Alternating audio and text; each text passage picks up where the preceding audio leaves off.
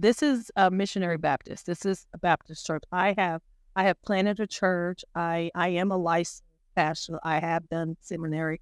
I'm all things, but Antioch is my church home, and it will always be. I am a person of faith.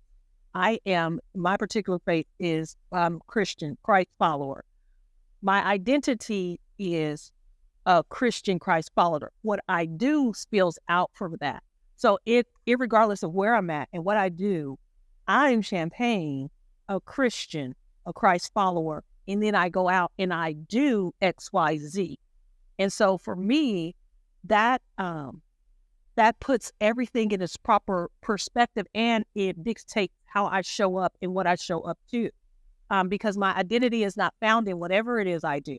I don't need a title. I don't need, what we get from these things that we're out here doing, have the identity. So that strengthens me to go out and do whatever is needed at the time, which is why I can be in so many different spheres of influence, because my identity and my faith shape me, and it gives me an influence out there.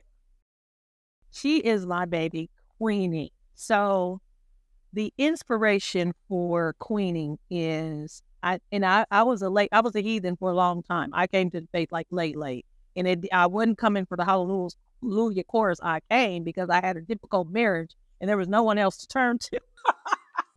So I was like, oh, hey, maybe I need to try the Lord.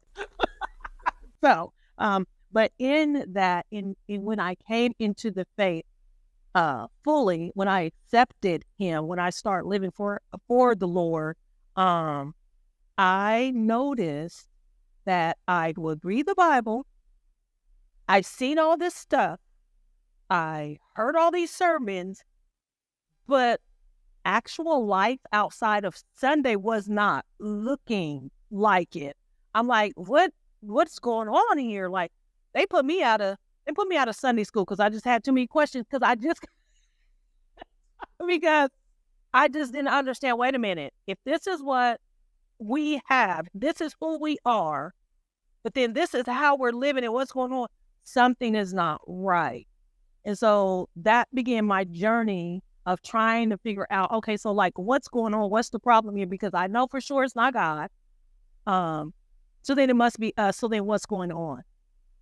Then I start to understand it's not that people don't believe, people don't are not trying to walk out their faith. It's just other things are louder. Other things have more impact in them.